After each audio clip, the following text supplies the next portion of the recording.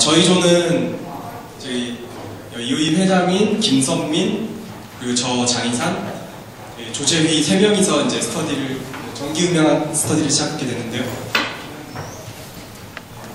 전기음향학이 무엇일까요? 전기음향학은 다른 게 아니라 이제 우리 주변에 이어폰부터 스피커 그리고 이제 강연에 이제 지금 여기에 있는 음향 장치 그리고 공연의 앰프부터 시작해서 이제 전반적인 음향기기들을 다루는 학문이에요.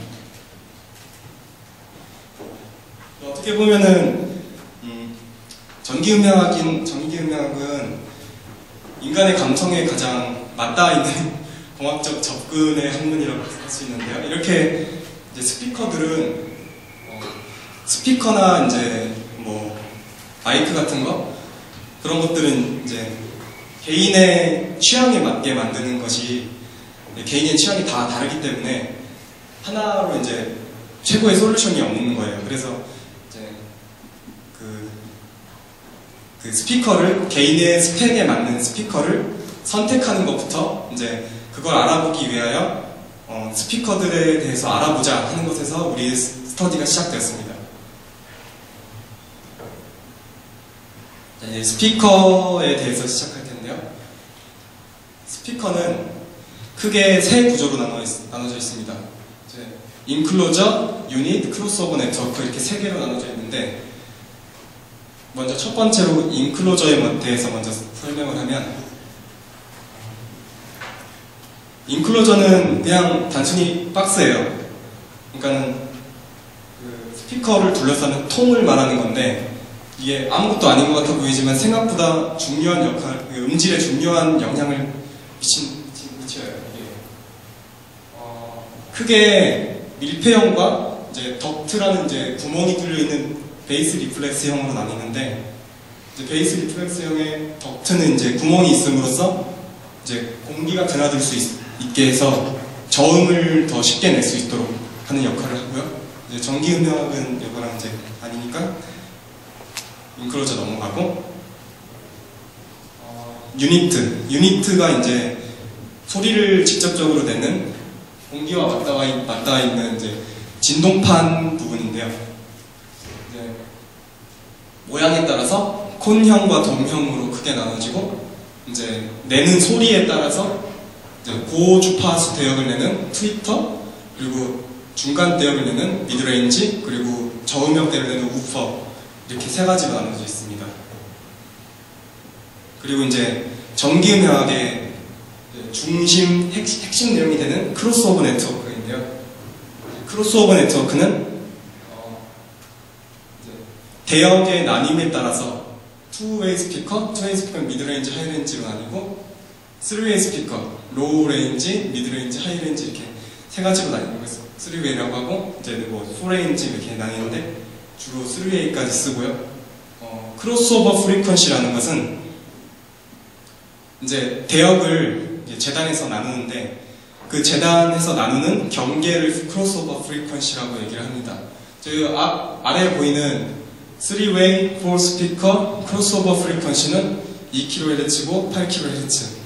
이 말은 이제 이게 스피커에 써 있는 건데 이 말은 무슨 소리냐면 대역을 세 갈래로 나누고 스피커의 유닛은 4개가 달려 있고 크로스오버 프리퀀시 그러니까 즉 이제 로우 레인지와 미드레인지 사이는 2kHz고 미드레인지와 하이레인지라는 경계는 8kHz이다 이렇게 해석을 할 수 있겠어요. 그래서 이제 네트워크의 역할을 설명하면 1차적으로는 전기적 신호를 이제 저렇게 생긴 유닛에 즉 진동판에 전달하는 역할을 합니다. 그리고 이제 2차적으로는 전기 신호를 고역과 저역으로 나눠주는 역할을 해요. 고역과 저역으로 나눠주는 역할이 이제 왜 필요하냐고 물으시면은 이게 트위터라는 한 트위터의 이제 유닛의 주파수 특성 그래프인데 요거는 모델형이고 요거 보면은 한 이제 1000부터 만 사이까지가 이제 플랫한 주파수 특성 그래프를 보이죠. 그러니까 각각 우퍼, 미드레인지가 다른 주파수에서 이제 소리를 잘 낼 수 있다는 걸 보여주는 거예요. 그래서 이제 그 각 유닛마다 낼 수 있는 소리가 잘 낼 수 있는 소리가 다르기 때문에 이렇게 정기적 신호를 고주역, 저주역 이렇게 나눠주는 게 필요한 겁니다. 네, 네트워크가 각 유닛에 서로 다른 음역대를 배분하는 원리를 알아보겠습니다. 이게 크로스오버 네트워크의 페로도의 한 예시인데요. 이거를 이제 해석을 해보겠습니다.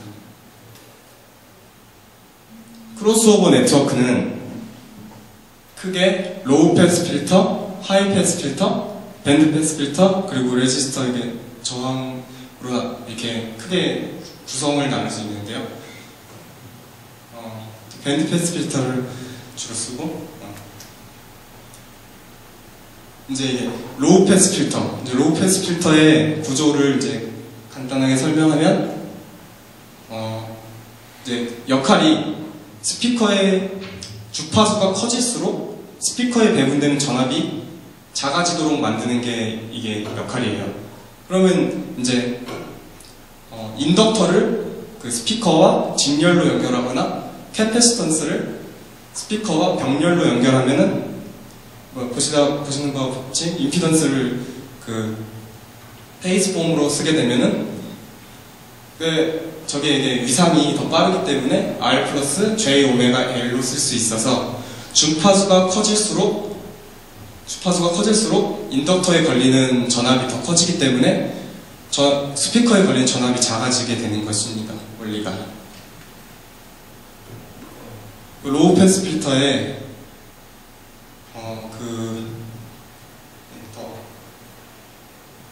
로우 패스 필터의 컷오프 프리퀀시를 이제 구해보겠습니다. 전압이 이렇게 저렇게 주어지면은 전력 분배 법칙에 의해서 Z분의 이제 임피던스분의 그 스피커의 저항 R을 대입해서 이렇게 이제 출력 전압이 입력 전압에 출력 전압이 이렇게 나오게 되는데 파워는 전압의 제곱에 비례하는 것을 고려해 출력 신호가 입력 신호의 루트 2분의 1이 되는 프리퀀시를 컷오프 프리퀀시로 이렇게 정했다고 해요. 그래서 V 아웃은 루트 2분의 1 V 이제 입력 전압. 그래서 넘어가면 이게 루트 2분의 1 배이기 때문에 그 페이저 폼을 이제 절대값을 씌워서 보면은 여기 허수 부분이 1이 되면 되니까 오메가 C R분의 L이 1이므로 오메가 C는 L분의 R 이렇게 해서 이제 로우 패스 필터의 컷오프 프리퀀시를 구할 수 있게 됐어요. 그래서 이게 그 피스파이스라는 프로그램을 통해서 아까 그 로우 패스 필터를 만든 거를 이제 그래프를 나타내 봤는데 여기까지가 이제 컷오프 프리퀀시가 되겠네요. 이제 하이 패스 필터는 이제 주파수가 커질수록 스피커에 배분되는 전압이 커지는 역할을 하는 건데요. 이제 그 역할을 하도록 캐패시턴스를 그 스피커와 직렬로 연결하거나 코일을 병렬로 연결하면은 하이패스 필터가 됩니다. 보시는 바와 같이 페이스 폼으로 나타내면 임피던스는 R 빼기 J 오메가 C 분의 1이므로 그 주파수가 커지면은 캐패시턴스에 걸리는 전압이 작아지겠죠. 그래서 주파수가 커지면 스피커에 걸리는 전압이 이제 그러니까 말하자면 출력 전압이 커지게 되는 것입니다.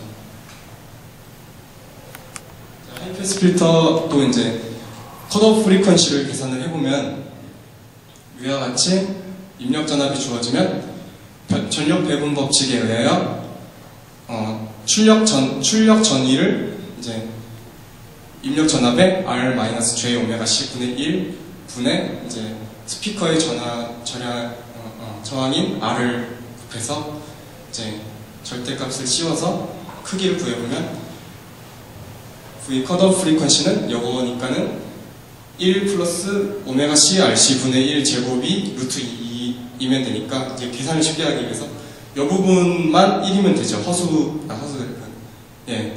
부분만 1이 되면 되니까 컷오프 프리퀀시는 RC분의 1이 됩니다. 그리고 이제 컷오프 프리퀀시는 2파이 RC분의 1이고요. 이것도 또 피스파이스라는 프로그램을 이용해서 그려보았는데 요거는 또 이 정도쯤이 되겠네요.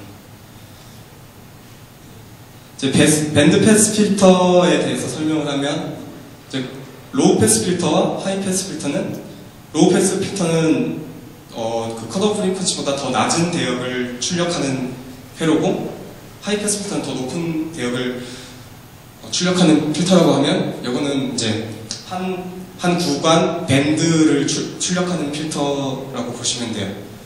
그러면 이제 주파수가 낮으면 콘덴서가 전압을 차단하고 높으면 코일이 전압을 차단하도록 만드는 겁니다.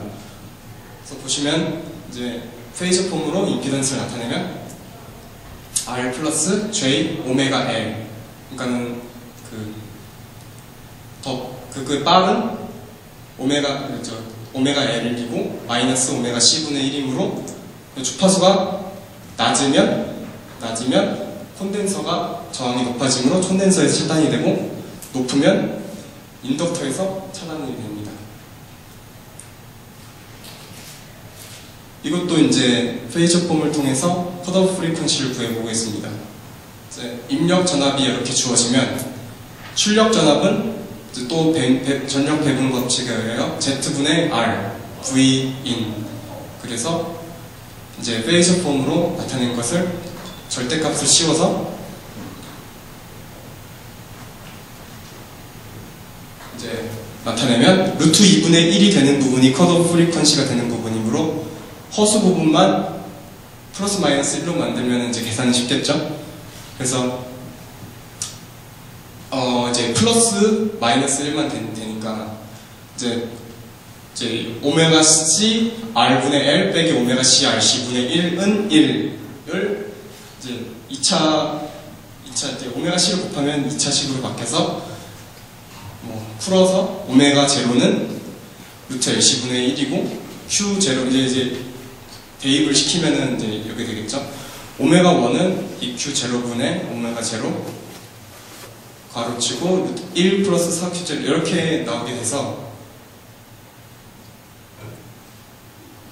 또 이제 주파수 응답 곡선을 보면 이 부분이 오메가 제로가 되겠고 이제 왼쪽 부분 오메가 1 공진 주파수죠. 여기가 오메가 제로 오메가 1이 이제 낮은 뭐라 그랬지? 컷오프 프리퀀시 그리고 오메가 2가 컷오프 프리퀀시 그렇게 됩니다. 오메가 1부터 오메가 2까지가 이제 출력이 되는 구간이죠. 이제 레지스터 음압 감쇄에 대해 얘기할 텐데 음압 감쇄는 왜 필요한 거냐면은 그냥 나누면은 이제 각 유닛에 이제 출력을 나누기만 하면 되는 줄 알았는데 보니까는 일반적으로 트위터는 우퍼보다 음압이 높다고요. 그러니까 다시 말하면 트위터는 이제 작으니까 같은 전력을 이제 입력했을 때 더 이제 소리가 크게 난다고 해요. 그래서 이제 음압을 낮추기 위해서 트위터에 이제 적은 전력이 필요하니까 트위터에 음압 감쇄를 시켜주는 거예요. 저역과 고역에서 같은 크기의 소리를 출력해야 하니까 이제 고역의 네트워크에서 감쇄가 필요한 겁니다. 이게 없으면은 막 높은 소리만 엄청나게 크게 들리겠죠. 음압 감쇄가 이제 보시면은 아까 이제 설명했던 대로 보시면 이제 여기가 로우 패스 필터고 위쪽이 가운데가 밴드 패스 필터, 맨 위쪽이 하이 패스 필터를 보시면 되고요. 하이 패스 필터 부분에 음압 감쇄를 시키기 위해서 이제 저항이 이렇게 배분되어 있는 걸 볼 수 있습니다. 그래서 크로스오버 네트워크를 또 이제 차수에 따라서 분류를 할 수 있는데요. 차수는 무엇을 의미하냐면은 1차, 2차, 3차, 4차, 5차로 갈수록 이제 각 그래프가 주파수 응답 그래프가 이제 많이 깎이는 걸 보실 수 있어요. 이건 어떻게 만드냐면은 보시면은 이제 가장 간단한 필터의 그 회로를 봤을 때 이제 아까 보신 거는 이제 퍼스트 오더였죠, 모두 다. 이제 퍼스트 오더에서는 인덕터와 캐패시턴스가 각각 하나씩 있고, 세컨드 오더에서는 2개씩 있죠. third 오더에서는 3개씩 있고, fourth 오더의 네트워크에서는 4개씩 있어요.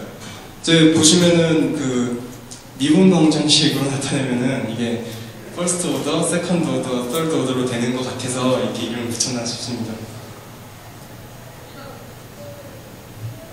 크로스오버 세팅은 이제 각 유닛이 출력할 수 있는 범위가 각각 이제 모델에 따라 다르니까 이제 유닛의 조합에 맞는 적절한 밴드 리스폰스 커브를 찾기 위해서 이제 각 기울기와 이제 컷오프 프리퀀시를 조절을 해서 각 유닛에 맞는 이제 플랫한 커브를 만든 것을 크로스오버 세팅이라고 합니다. 크로스오버 세팅은 이제 필터와 레지스턴스 그런 걸 조절을 해서 만들 수 있겠습니다. 이제 스피커 이제 그 애널리시스를 조재위 분이 이제 발표를 하겠습니다.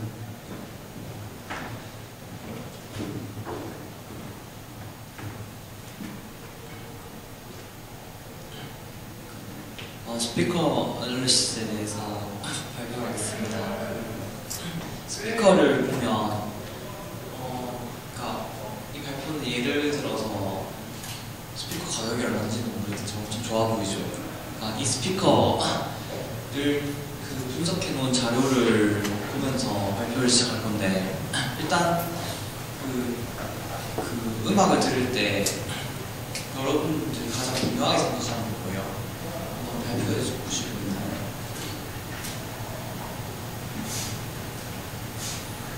왠지 정답. 아무튼 그러니까 보통 사람들이 음악을 들을 때 가장 중요하게 생각하는 게 음질이라는 요소거든요. 그래서 사람들이 자기 음향실까지 만들어가지고 음악 감상실 하나 만드는데 막 몇십억씩 투자하는 이유가 그 조그마한 음질, 미세한 음질을 조절하려고 그런 식으로 투자를 하는 거거든요. 근데 그 음질을 분석하는데 그 중요한 요소가 과학적으로 들어가지 않으면 음악을 만드는 건 예술의 분야인데 음악을 만들어진 파일을 재생하는 거는 과학의 분야거든요. 공학의 분야이고, 그래서 이런 분야가 어쿠스틱이라는 분야가 생기게 되었고, 그래서 그 분석해 놓은 자료를 보면서 발표를 시작해보겠습니다. 먼저 그 모든 분석 자료 중에서 가장 사람들이 이해하기 쉽고 제일 중요한 자료가 프리퀀시 리스폰스라는 자료인데요. 먼저 아까 전에 스피커 설명하면서 덕트라는 용어에 대해 들으셨죠? 덕트가 뭔가요? 발표해보시고.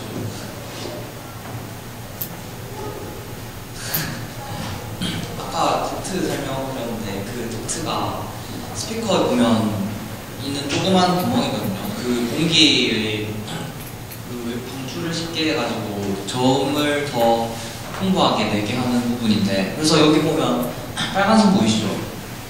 여기 이 빨간 선이 덕트에서 일정 신호를 줬을 때 지금 보면 그래프가 왔다 갔다 거리는데, 원래 입력 신호는 완전 엄청나게 플랫한, 그러니까 일정한 신호를 보내거든요. 20Hz부터 20kHz까지 엄청 플랫한 신호를 보내서 그 플랫한 신호가 스피커 안에 들어갔을 때 어떻게 나오느냐를 보는 그래프인데, 일단 빨간 선은 덕트에서 나오는 거고, 그 나머지는 덕트를 제외한 나머지 부분들의 그래프가 저 파란 선으로 보이는데, 지금 보면 저역대가 조금 내려가고 저기 0을 기준으로 봤을 때 마이너스 20Hz 부분에서 그래도 엄청나게 플랫한 신호를 보여주고 있죠. 그래서 이 정도 스피커는 가격이 엄청 비싸요.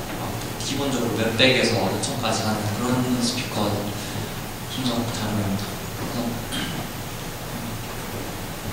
두 번째는 스텝 리스폰스라는 자료인데, 이 자료는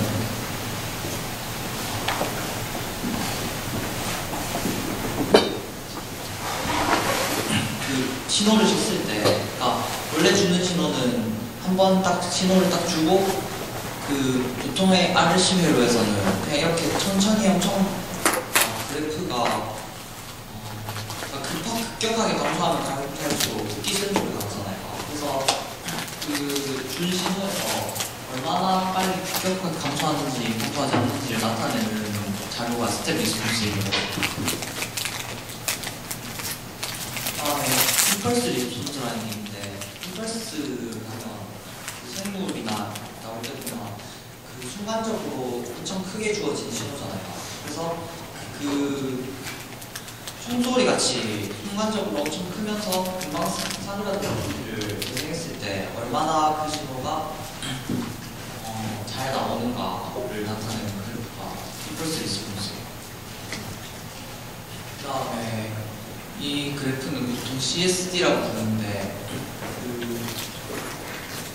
그러니까 스피커가, 헤드폰은 이런 그래프를 만들지 않거든요. 근데 스피커는 이런 그래프가 공간적인 것까지 표현하니까 보통 방에서 들으면 스피커가 사람의 위치에 따라서 음질이 변화가 미세하게나마 느껴지거든요.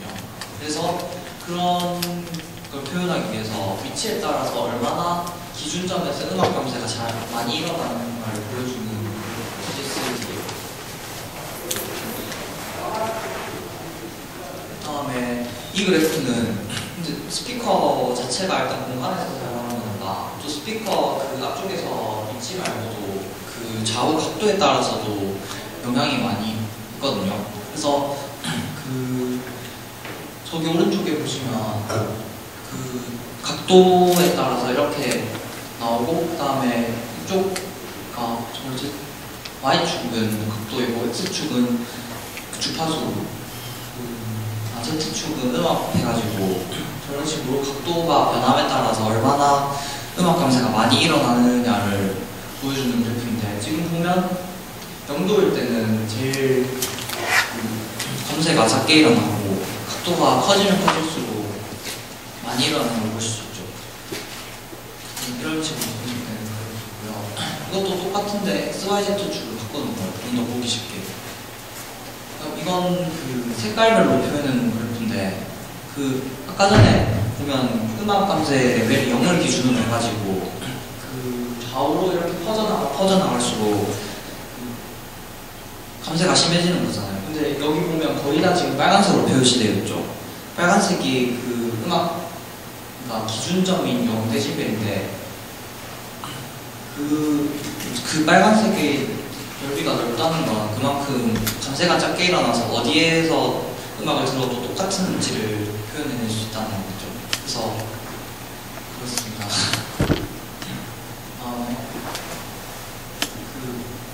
이것도 똑같은 그래프인데 대신 앞에는 일정한 주파수를 기준으로 똑같은 그래프인데 그 Z축을 X축을 그 그래프를 다 쪼갠 거거든요. 그러니까 일정 주파수를 기준으로 다 쪼개놔서 그 각도에 따라서 분석한 건데, 지금 원에서 크면 클수록 그 기준점, 그러니까 제일 위에 보면 0dB이라고 되어 있잖아요.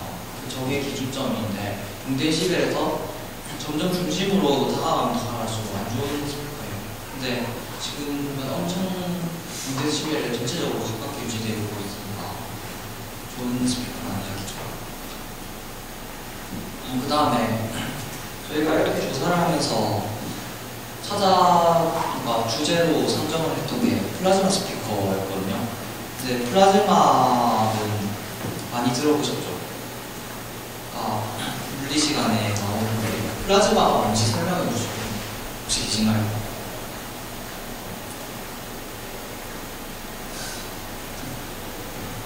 저 뒤에 하얀색 옷 입은 학생 설명해 주실래요?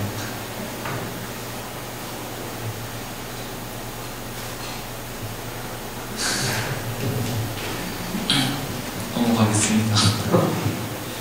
그러니까 플라즈마는 그 보통 상변화가 3개가 있잖아요. 그 전체 액체 기체가 있는데 거기서 기체 상태에서 더 큰 에너지를 받으면 그 전자하고 원자핵이 해리가 일어나거든요. 그래서 그렇게 그 기체 상태에서 더 에너지가 높아진 상태를 플라즈마라고 하는데 여기 보면 그림이 또 기체 상태에서는 엄청 규칙적인데 기체에서는 조금 풀렸다가 기체에서는 더 풀렸다가 플라즈마 상태에서는 원자핵과 전자가 완전히 풀려가지고 해리된 상태인데 전체적으로는 중성 상태를 유지하니까 원래 물질이 중성 상태에서 제일 안정하니까 플라즈마 상태에서도 전체적으로 보면 중성인데 부분 정기장하고 자기장이 이루어진다는 설명을 드리고 있고요. 예를 들어 플라즈마는 실생활을 많이 볼 수 있는데 지금 위에 보면 형광등도 다 플라즈마고 전기나 전극에서 볼 수 있는 거나 그다음에 원자핵 같은 거 전부 다 플라즈마에 한 예로 볼 수 있습니다. 그래서 예시로 그렇게 그림 넣어봤어요. 그래서 앞에서 말씀드린 것처럼 플라즈마는 그러니까 물질이 그냥 그 안정된 상태에서 더 큰 에너지를 받아서 해리된 상태이기 때문에 전체적으로 보면 중성 상태인데 기체와는 다른 점이 기체는 플러스 마이너스가 그러니까 전자가 원자핵이 딱 묶여진 상태에서 에너지가 높아져서 서로 분리된 더 자유로워진 상태인데 그 플라즈마는 플러스 마이너스의 해리가 일어나서 부분적으로 전류가 흐를 수도 있고 전류에 의해서 자기장이 생기게 되거든요. 그래서 플라즈마는 분석하기 엄청 까다로운데 막 수식도 찾아보면 좀 복잡한 수식들이 많은데 그걸 분석함으로써 얻을 수 있는 산업적이나 여러 가지 활용도 엄청 많아요. 그래서 플라즈마 스피커는 아까 전에 설명해드린 유닛을 플라즈마로 대체한 스피커를 말하거든요. 그래서 근데 플라즈마가 그게 가능한 이유가 그 유체가 엄청 해리된 상태이기 때문에 유체처럼 유동적인 상태라서 공기하고 신호에 따라서 진동을 일으켜서 공기를 통해 소리를 만들어낼 수 있어요. 그래서 플라즈마를 유닛으로 사용할 수 있는 거고, 그래서 플라즈마 스피커를 저희가 만들어 보려고 지금 이제 다시 보자를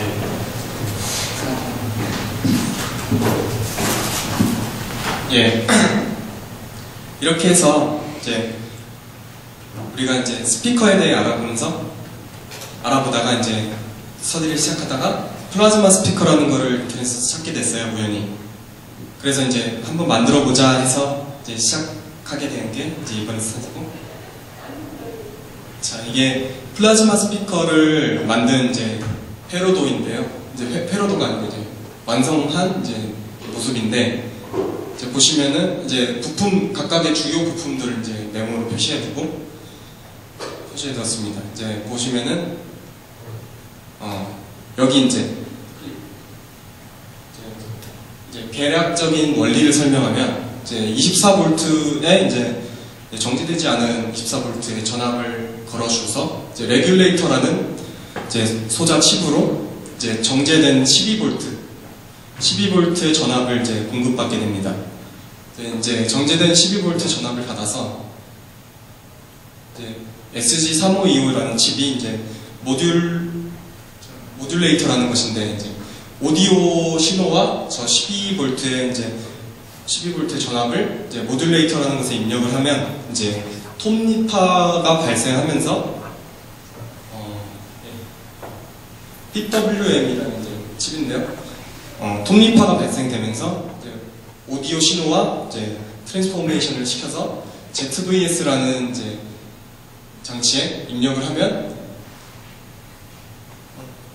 플라이백 트랜스포머라는 이제 트랜스포머에 고전압이 방출되면서 그 부분에 이제 플라즈마가 발생되는데, 이제 플라즈마의 전압이 이제 변화하면서 이제 드브이 차폐라는 이제 원리가 있는데, 전압이 바뀌면 플라즈마의 이제 그 반지름이 바뀌게 되므로 그 공기를 진동시킬 수 있다는 것이 중심 핵심 원리입니다.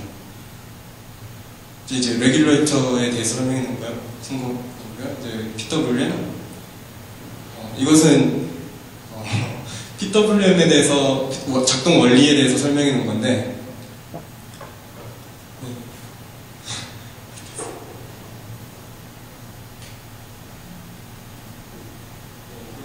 이렇게 해서 만들어진 것이 이제 저렇게 불빛이 나는데요. 이제 우리가 만들려고 했는데 제가 제작 기간이 짧기도 했고 이게 이렇게 해서 만들었는데 플라이백 트랜스포머가 국내에서 생산이 중지됐다고 해요. 그래서 그 고물상 같은 데 가서 구해왔는데 이게 망가졌는지 작동을 안 하네요. 그래서 나중에 한번 다시 재도전을 할 기회를 가질 수 있으면 좋겠습니다. 네. 이렇게 해서 이제 우리의 플라즈마 스피커 부분 마치고 이제 LED 큐브 네, 진행하겠습니다. 저 질문 안 받나요? 플라즈마. 질문. 네. 저거 왜 실패한 것 같으세요? 예, 저 보니까 그 끝부분에서 그 뭐지? 그 오실로스코프로 보니까 이제 진동은 이제 발진 회로는 제대로 만들어진 것 같은데 마지막에 이제 플라이백 트랜스포머를 이제 고물상에서 주워왔어요. 예, 보니까는 자석 부분도 깨져 있고 그래서 이제 안 되는 것 같습니다. 근데 플라즈마가 왜 써요? 플라즈마 스피커에 플라즈마를 왜 쓰냐고요? 더 좋아져요? 이게 안 돼요. 그 부분에 대해서 생각을 해봤는데요. 플라즈마 스피커를 쓰면 좋은 점이 일단 저음 중력 때는 몰라도 고음역 때의 그 신호 세기가 확실히 좋아지는 것 같아요. 제 생각에. 왜냐면 진동수의 한계가 없잖아요. 일단. 그래서 일반적으로 그냥 고체판이나 방막이나 이런 걸 쓰는 것보다는 훨씬 더 자유롭게 주파수를 올릴 수 있는 것 같아서 쓰는 거, 제 생각은 그렇다고 생각해요. 사실 그 헤비메탈 쪽에서 쓰였다고 해요. 옛날에 이제 효율은 안 좋은 것 같아요. 열이 엄청나게 많이 발생하거든요. 이게 모듈레이터 쪽에서. 예. 또 다른 질문 있으신가요? 예, 없으시면 예, 지금 시간이 얼마 안 남았는데 갑자기 사람도 바뀌고 PPT도 바뀌어가지고 의아하시는 분이 있을 텐데요. 이제 저희가 지금 작은 소모임 2개가 합쳐져가지고 전기 음향을 한 거예요. 그래서 이 앞쪽에서는 플라즈마 스피커라는 주 음향 장치를 만든 거고 저희는 보조기구를 만드는 스터디였습니다. 그래서 저희가 만든 이거는 이제 LED 큐브라는 건데 저희 발표가 아마 저희 지도 교수님의 기대에 가장 부응하는 전혀 어렵지 않고 쉬우면서 이제 누구나 이해할 수 있는 그런 PPT를 준비해봤어요. 사실 중학생 정도가 와도 요거를 듣고 나서 만들 수 있겠군. 왜냐? 이번 크리스마스 며칠이죠? 항상 25일인데 제 중간고사 시험이 12월 26일 날 있어요. 그러면은 저희 학교 학생들이 크리스마스 날 나가지도 못하고 방에 있으면서 우울하게 이제 크리스마스 트리 비싸잖아요. 그럼 이제 이런 거를 이렇게 딱 방에다 켜놓으면 이쁘다.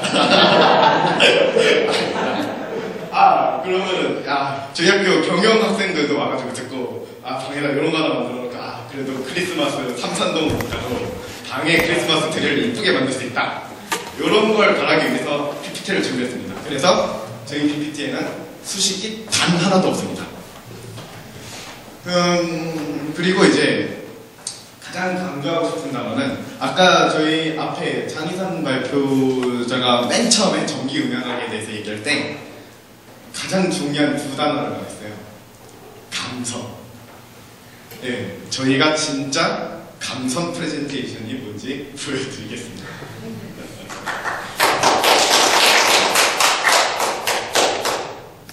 사실 이게 내용이 별로 없어서 이런 걸로 끄는 거예요. LED 큐브. 레이저는 사실 약자 어렵잖아요. 외우는 사람 아마 외우냐? 외워?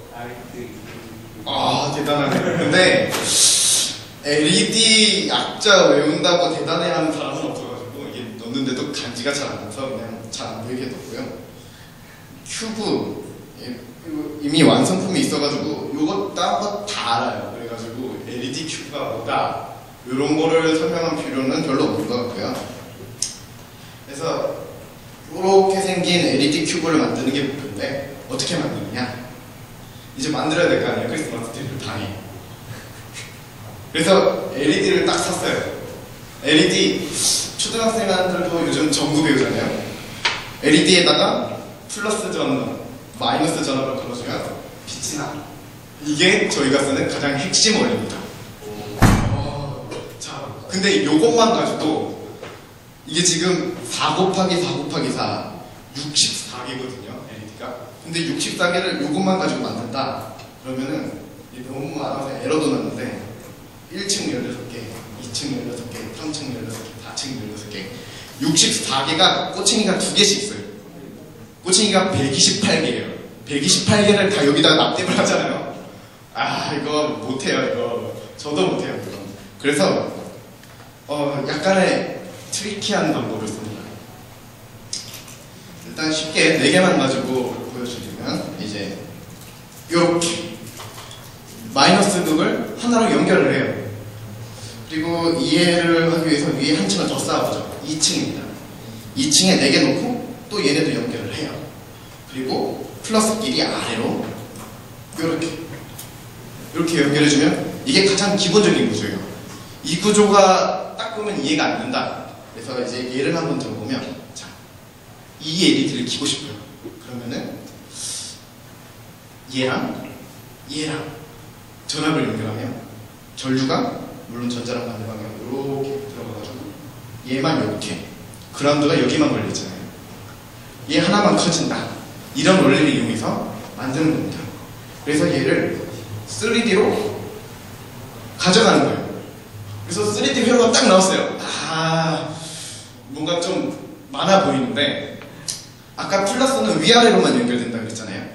그러면은 이 한 줄에 플러스를 다 연결된 게 맨 마지막에 16개 바닥이 있는 거 보이죠? 0,0부터 3,3까지 4 곱하기 4 16개 전선. 그리고 각 층별로 L0, L1, L2, L3 얘네들도 그라운드를 연결해줘야겠죠? 그래야 불이 들어오니까. 그래서 총 20개죠. 20개랑 컨트롤을 하면 64개의 LED를 전부 다 껐다 킬 수 있다 에서 시작된 게 바로 이 LED 큐브입니다. 그래서 그 방법을 이용해서 요거를 켜보려면 원리는 똑같아요. 여기 L3를 그라운드를 걸면 여기 요 까만 전선 요 층에 있는 애들이 전부 다 그라운드가 걸리겠죠? 그 상황에서 요 2,3을 걸어주면 얘만 요렇게 켜지는 거죠. LED가. 그러면 이 상태 하나가 켜진 상태에서 하나를 더 켜고 싶다. 얘를 켜고 싶은 거예요. 그래서 나는 L2하고 1,3을 전압을 걸어주고 그라운드도 걸어줬어요. 근데 여기서 문제가 생기죠.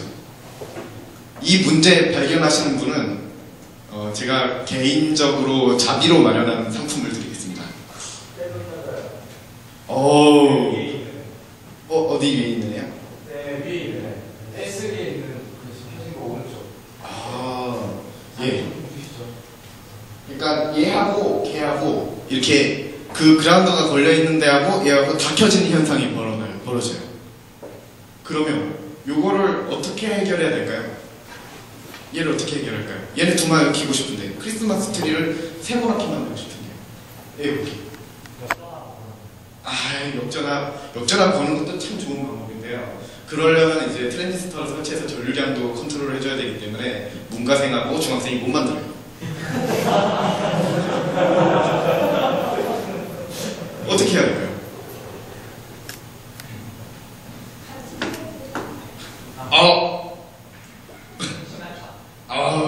둘이 같이 합치면 되는 건데요. 시간차 공격이죠. 이게 전기잖아요. 전기 엄청 빠르잖아요, 전자. 그러면은 얘 위에 거 키고 아래 거 키고 그거를 막 왔다 갔다를 하는 거예요. 그러면 우리 눈은 그 두 개가 하나씩 켜져 있는 걸 인지를 못해서 두 개 다 켜져 있는 걸로 보이는 거죠. 그 원리를 이용해서 얘가 아까 이렇게 두개 돌아갔던 건데 이놈이 지금 보시면 움직이는 게 정상적으로 움직이는 게 그렇게 한 번에 하나씩만 켜져서 지금 4개가 켜져 있는 것처럼 보이지만 사실은 하나만 켜져 있는 상태인 거죠. 그런데 얘를 그렇게 하면 된다. 근데 빨리빨리 우리가 손으로 건전지가 좀 이렇게 옮길 수는 없잖아요. 그래가지고 걔를 해주는 게 이 그라운드 걸어주는 거는 이렇게 안에 숨겨져 있어요. 이쁘게 만든다고. 층별로 그라운드가 바닥으로 가야겠죠?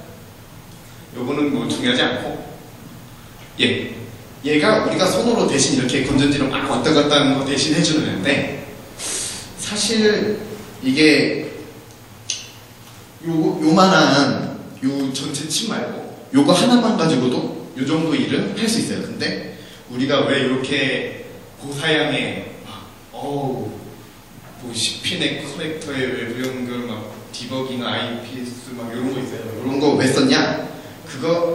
이게 왜 용량하게 보조장치냐를 이따 맨 마지막에 질문할 건데 그거의 답과 관련이 되어 있습니다. 그거를 잘 생각을 해보세요. 얘가 왜 플라즈마 스피커랑 같이 나왔을까? 그냥 움직이는 건데 봐봐요. 그냥 뭐 틀이면은 음향이랑 무슨 상관이야? 그 원리를 이유를 잘 생각해보시고 이제 요걸 가지고 요걸로도 할 수 있는 일을 지금 해놨어요. 뭐냐? 여기 ISP 커넥터라고 있는데 약자 신경 쓰지 않아도 돼요. 이거는 뭐 표준 조합 모시기 그 약속이니까 여기다가 여기 USB 연결하는 걸로 연결을 하면은 여기다가 기계어를 집어넣을 수 있어요. 근데 우리 1학년 때 다 램투는 해봐서 알잖아요. 그냥 C 언어로 찬 걸 컴파일러만 돌리면 010101로 바뀌면서 기계어가 돼요. 걔를 집어넣으면 여기 보면 포트는 10핀 커넥터로 연결돼 있어요. 그리고 여기 포트 A, B, C, D 막 이렇게 있잖아요. 여기 10핀이라는 게 포트 하나당 그 전기 꼬챙이가 10개 들어있다는 거예요. 그런데 그 중에 2개는 DC 전압을 걸어주는 거기 때문에 8개로 얘를 그라운드를 걸었다 뺐다 걸었다 뺐다. 그러니까 하나의 포트당 8개씩. 그래서 아까 얘 몇 개 필요하다고 그랬죠? 컨트롤하는 게 4, 4, 16 더하기 20개. 그러면은 지금 포트가 EF까지 있는데 8개면은 8, 3, 24 3개도 다 안 쓰죠? 그러면은 그 정도만 쓰면 충분히 가능하다. 그리고 안에 들어가는 프로그래밍 언어는 C 언어에서 지원을 합니다. C++ 헤더 파일 중에 avl/io라는 헤더 파일이 있는데 걔가 별로 어렵지 않아요. 그냥 레퍼런스 보면은 얘가 첫 번째 줄이 1, 2, 3, 4 이렇게 번호가 매겨져 있어서 1을 집어넣으면 거기가 켜진다. 그런 게 있는데 그거를 컴공이면은 좀 더 어드밴스드 된 알고리즘을 이용해서 우리 돌아가는 것처럼 막 소용돌이 치는 것도 만들고 아니면은 난 중학생이다. 트리만 만들어야지. 그러면서 이렇게 세모나게 그런 거는 한 3, 4줄이면 답자지겠죠. 그거는 별로 중요하지 않아요. 왜냐면 여기까지 오려면 한 가지 단계를 거쳐야 되는데 납땜을 해야 돼요. 납땜을 이만큼 만들 정도의 열정이면 어펜딕스 레퍼런스 한두 줄 읽어보는 거 어렵지 않거든요. 사실 그거를 가져오려다가 너무 쉬워서 설명돼 있는 애가 없더라고요. 그래가지고 그냥 안 가져왔는데 하여튼 요것보다 쉬워요. 납땜보다. 그리고 이제 아까 자세히 보시는 분들은 한 가지 의문이 들 텐데 여태까지 설명한 것 중에 윗뮤직에 관한 내용이 하나도 없어요. 이게 왜 윗뮤직이냐? 이거는 혹시 나한테 괜찮아 줄 수 있는 거라니까. 별로 상관없을 것 같아요. 왜냐면 이 문제를 맞힐 거라는 가정을 하고 오지 않았기 때문에. 힌트는 있어요. 이 LED 큐브를 위에서 보면은 4 곱하기 4예요. 뮤직 더하기 4 곱하기 4. 이게 음악을 표현하는 주변 장치랑 무슨 상관이 있을까? 조그만 시간을 생각하실 시간을 조금만 드려보고 4 곱하기 4랑 뮤직을 더하면 음악을 어떻게 표현할 수 있을까? 예, 요거는 문장을 들을 거라니 생겼네요. 혹시 자, 이제 한번 생각나시는 부분은 전수. 예. 옥타브가 2개 같아요. 예. 옥타브가 2개. 너무 진부한 생각이죠. 그런 거였으면 제가 문상을 갑자기 요구하지 않겠죠.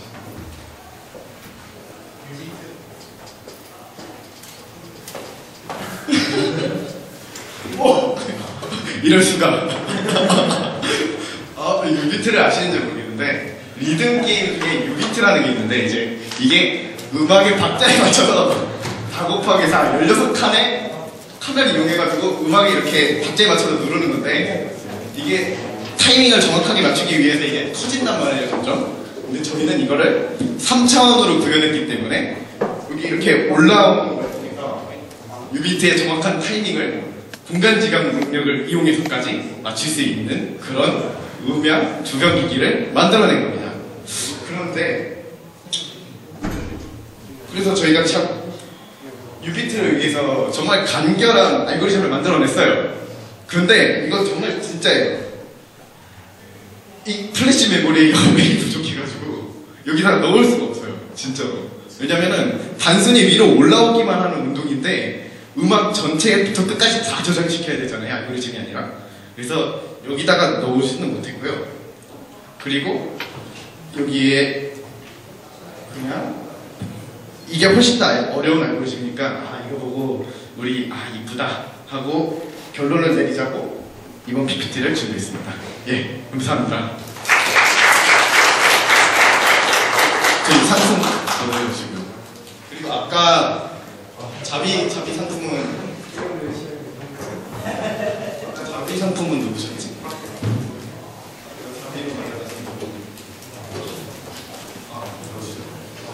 누구셨죠? 맞추신 분이?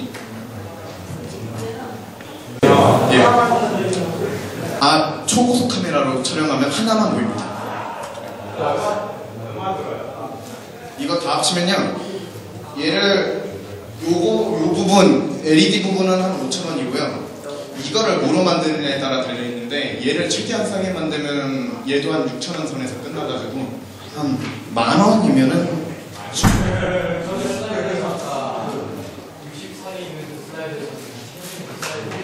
예.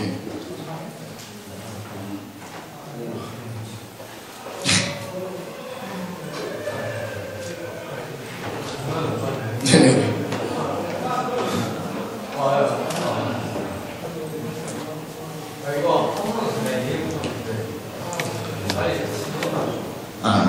이게 지금 얘를 키려고 L3랑 2.3을 연결했잖아요. 근데 얘랑 동시에 키고 싶어서 추가로 얘가 켜지는 L2와 1.3에다가 연결을 하면은 요로 나온 전류가 우리가 원한 대로 얘만 올라갔다가 가면 다행인데 얘가 여기까지 올라와가지고 이 LED를 켜고 여기 그라운드로 빠져나갈 수 있어서 그리고 똑같은 원리로 여기 이렇게 나가길 원했던 전류가 여기서 요 까만 표시된 요 LED를 통해서 불을 켠 다음에 L2라는 그라운드로 나가는 경우가 생기기 때문에 이렇게 동시에 LED를 켜는 경우는 불가능합니다.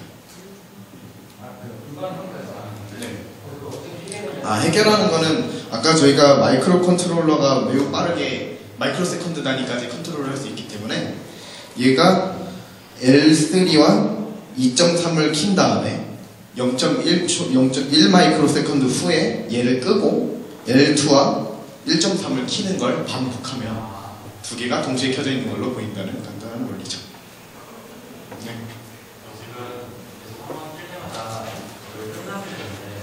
아, 이거는 이게 루프에 에러가 난 거겠죠. 이게 무한 루프 안에다가 스위치로 랜덤 값을 지정해가지고 뭐 여러 가지 알고리즘을 보여주게 만들어놨는데 알고리즘 중에 하나가 뭐 에러가 난 것 같아요.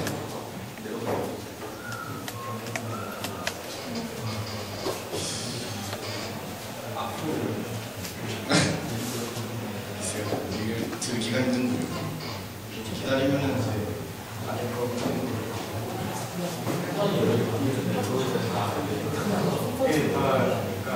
뭐 멤버 펑션으로 짠 다음에 메인 펑션 안에서 while로 무한 루프 돌려놓은 거예요.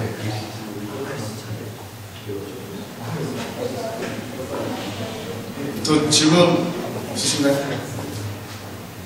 예, 그러면 진짜로 마치겠습니다.